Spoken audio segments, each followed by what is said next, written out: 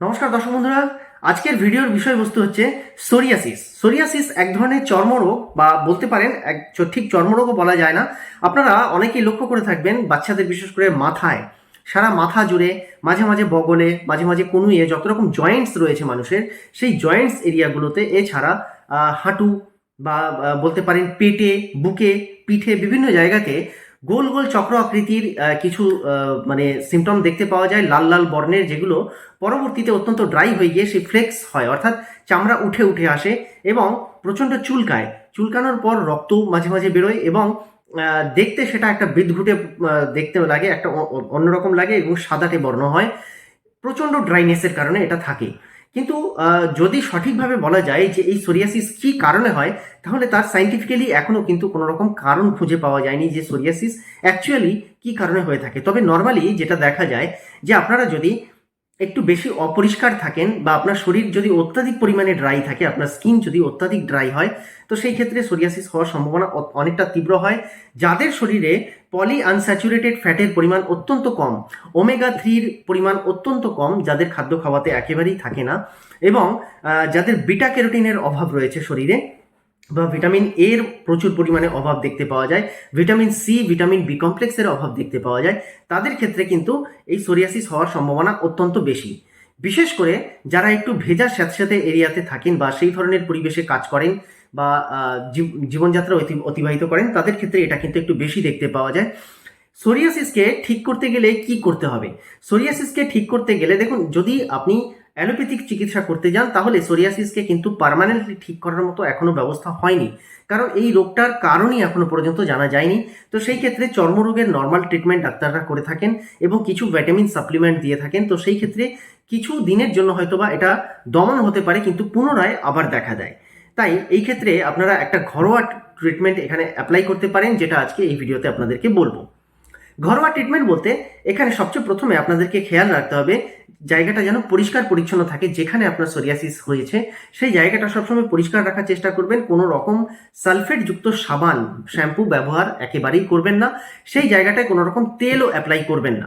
একান্তই যদি করতে হয়, তো সেই ক্ষেত্রে নারকেল তেলের সঙ্গে কর্পূর অল্প পরিমাণ মিশিয়ে সেই জায়গাটায় আপনি অ্যাপ্লাই করতে পারেন, অথবা সবচেয়ে ভালো হয় সেটা হচ্ছে অ্যালোভেরা জুস বা অ্যালোভেরা জেল যদি সেই জায়গায় রেগুলারলি অ্যাপ্লাই করতে পারেন, কারণ অ্যালোভেরা জেল প্রচুর পরিমাণে হাইড্রেট করে স্কিনকে। নারকেল তেলও সেম কাজ করে, কিন্তু যেহেতু নারকেল তেল একটা অন্য সাবস্টেন্স, তো এখানে তো তেল থাকার কারণে সেই জায়গাটা কিন্তু আরও ইনফ্লেম হতে পারে, ফুলে যেতে পারে। তো সেই ক্ষেত্রে সমস্যা আরও বাড়তে পারে। দেখা যায় নর্মালি নারকেল তেল লাগালে সেই জায়গায় কিন্তু চুলকানিও অনেকটা বৃদ্ধি পায়।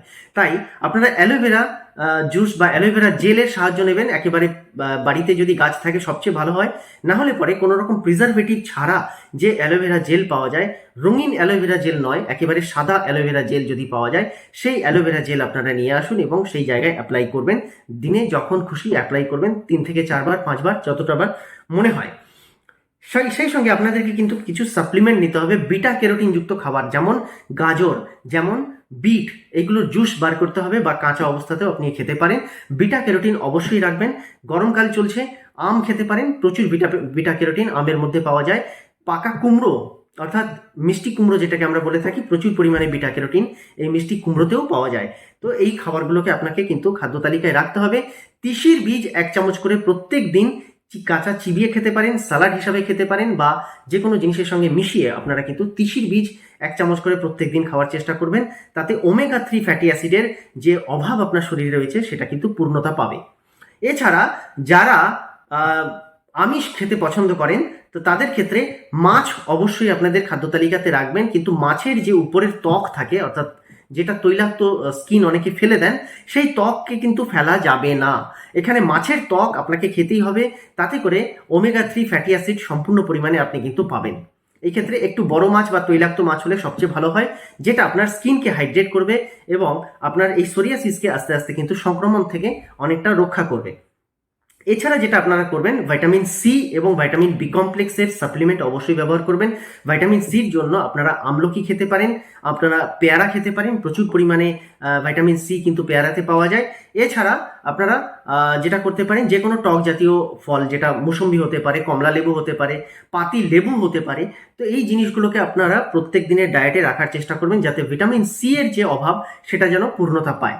এবং আপনারা অবশ্যই যেটা আমি আগে বলেছি ভিটামিন বি কমপ্লেক্স, সেটা পূর্ণতা করতে গেলে আপনাকে বেশি করে প্রাণীজ লিভারের উপরে ডিপেন্ড করতে হবে। মাছ মাংস তো রয়েছেই, মানে ছাগল বা পাঁঠা বা খাসি অথবা মুরগির যে লিভার হয় সেই লিভারের উপরে আপনাকে ডিপেন্ডেন্ট হতে হবে। ডিম খেতে হবে, দুধ বা দুধ থেকে তৈরি জিনিস খেতে হবে, মটর বা রাজমা এই জাতীয় যে বড় শুটি জাতীয় যে শস্যগুলো হয় যেখানে বড় বড় দানা পাওয়া যায়, সেই দানা জাতীয় শস্যগুলোকে আপনাকে কিন্তু ইনটেক করতে হবে ভিটামিন বি কমপ্লেক্সকে সম্পূর্ণ পরিমাণে পাওয়ার জন্য। সঙ্গে আপনার শরীরে যেহেতু এটা মূলত এটাও দেখা গেছে কোনো কারণ ছাড়াও, কিন্তু এর মধ্যে আরেকটা জিনিস দেখা যায়, সেটা হচ্ছে যে আপনার শরীরে যদি ফাইবারের পরিমাণটা কম থাকে, আপনি যে খাদ্য খাবার করেন সেই খাবারের মধ্যে যদি ফাইবার কম থাকে তাহলে পরে কিন্তু এই সমস্যা অনেকটা তীব্রতর হতে দেখা যায়। তাই ফাইবারযুক্ত খাবার খান, প্রচুর শাকসবজি খান যেখানে প্রচুর ফাইবার থাকে, বিশেষ করে শাকে প্রচুর ফাইবার পাওয়া যায়।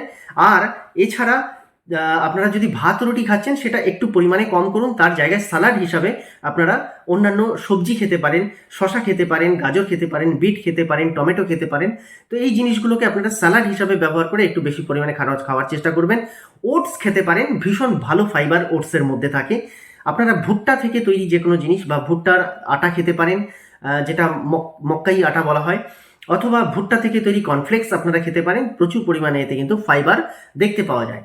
আর এই ফাইবার খেলে আপনার শরীরের অনেকটা কিন্তু বর্জ্য বা আপনার স্কিনের যে বর্জ্য সেটা কিন্তু অনেকটা শরীর থেকে বিতাড়িত হয়, ডিটক্সিফাই হয়। আর ডিটক্সিফাই হলেই এই সোরিয়াসিস কিন্তু অটোমেটিক্যালি আস্তে আস্তে কিন্তু নিজে থেকেই সারতে আরম্ভ করে। তো এই ক্ষেত্রে আপনারা অয়েন্টমেন্ট বাইরে থেকে তেমন কিছু ব্যবহার না করলেই ভালো হয়। আপনাদেরকে যেরকম বলেছি সেই অ্যালোভেরা জেল আপনারা প্রত্যেকবার ব্যবহার করুন, তাতে করেই আপনার সোরিয়াসিস কিন্তু অনেকটা ভালো থাকবে। মনে রাখবেন সারাদিনে প্রচুর পরিমাণে জল পান করতে হবে এবং যে ভিটামিন সি, ভিটামিন বি এবং ওমেগা 3 কথা বলেছি সেগুলো যেন পূর্ণতা পায় সেদিকটা অবশ্যই খেয়াল রাখতে হবে। পরিষ্কার পরিচ্ছন্ন থাকবেন। সোরিয়াসিসকে বাড়িতে থেকে আপনি বাড়ির ঘরোয়া চিকিৎসায় আপনি পুরোপুরি ঠিক করতে পারেন। অ্যালোপ্যাথিকে বারবার চিকিৎসা করানোর থেকে আমার মনে হয় বাড়িতে এই ট্রিটমেন্টটা একবার ট্রাই করা অত্যন্ত সমীচীন হবে। খুব তাড়াতাড়ি নতুন একটি ভিডিওতে দেখা হবে। ভালো থাকবেন, সুস্থ থাকবেন। আর হ্যাঁ, অবশ্যই বেশি পরিমাণে শেয়ার করতে ভুলবেন না। ভালো লেগে থাকলে একটা লাইক করে যাবেন। নতুন বন্ধুরা চ্যানেলটিকে সাবস্ক্রাইব করে রাখুন আর অল বাটনে ক্লিক করে রাখুন, তাহলে সবগুলো ভিডিও আপনারা দেখতে পাবেন। নমস্কার।